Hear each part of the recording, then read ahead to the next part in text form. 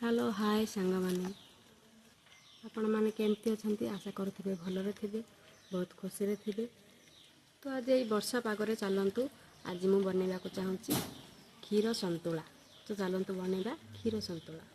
तो क्षीर संतुला मुझे परिया काटिकी देदेची भी परिया थिला से सब परिया को मुझे से आम स्वाद अनुसार लुण पकेबा।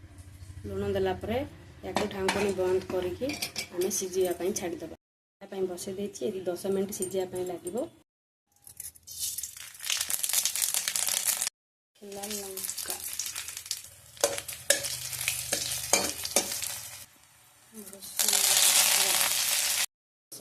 पियाज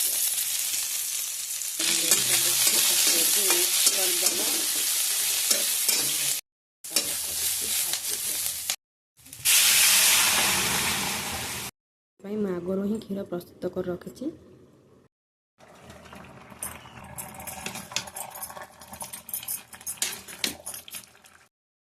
ये आम क्षीर को ऐड करवा।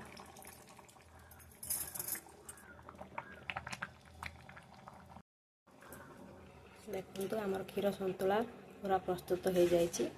आपण मैंने या रुटी सहित कि भात सहित खाई पारे। बहुत देह हेल्दी मध्य। तो थोड़े ट्राए कर देखु क्षीर संतुला। आपण मानक मो वीडियो जदि भल लगी थाए तारे लाइक कमेंट शेयर निश्चय करेंगे।